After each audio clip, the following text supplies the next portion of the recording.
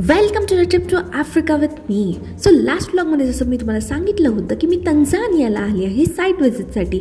So सकाळी उठून मस्तपैकी ब्रेकफास्टला जात होती कॅन्टीनला आणि बाहेर बघू शकता तुम्ही मोस्टली मँगो आणि कोकोनटचे ट्रीज आहेत. तसं थोडं थोडं वाटतं की आपण कोकणामध्ये तर नाही आलो आहे. आणि त्यानंतर पोचली आणि पराठा विथ दहीचा ब्रेकफास्ट केला आणि निघाली टुवर्ड्स दर अस सलामला. आणि तुम्ही जाताना रस्ता बघू शकता, म्हणजे माती वगैरे वेगळी आहे इथली, बट झाडं आणि असं बघितलं तर वाटतं की हां आपण कोकणात तर नाही आलो. आणि खूप गरमी होती बिकॉज मी त्यांच्या पीक समरला गेली होती. त्यानंतर आफ्टर 1 hour आय रीच दार एस सलाम.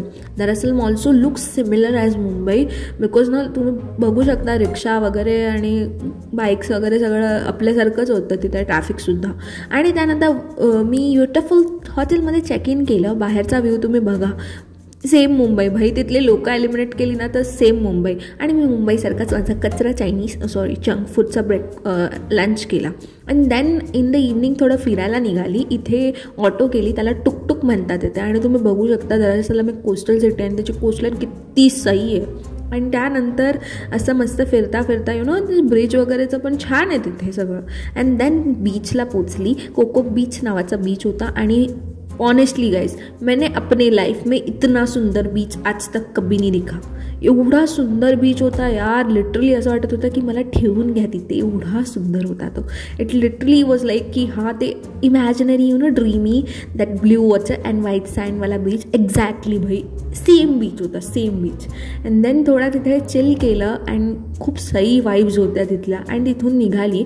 नंतर बघू शकता तुम्ही इथली कोस्टलाईन पण खूप सुंदर आहे आणि सिटी पण छान क्लीन आहे, त्यांनी ऑर्गनाइज्ड आहे. बिकॉज त्यांचं मेन एक फायनान्शियल कॅपिटल ऑफ तंझानिया आहे. जसं आपलं मुंबई आहे तसं त्यांचं दर एस सलाम आहे. आणि फिरता फिरता एका इंडियन स्ट्रीटवर पोचली आणि तिथेसुद्धा सगळीकडे इंडियन लोकच राहतात आणि मोस्टली सगळं इंडियनचं आहे इथे. मंदिरं वगैरे सगळं आपलंच आहे. आणि फिरता फिरता थोडं सुपर मार्केट मला एक्सप्लोअर करायचं होतं, तर असं स्ट्रीट्सवरती चालत फिरत होती.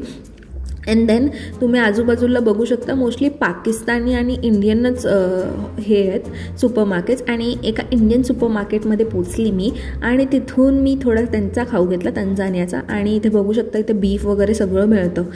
इंडियामध्ये तर मोस्टली आपल्याला अलाउड नाही, बट इथे ऑब्वियसली आउट ऑफ इंडिया आहे तर सगळं मिळतं.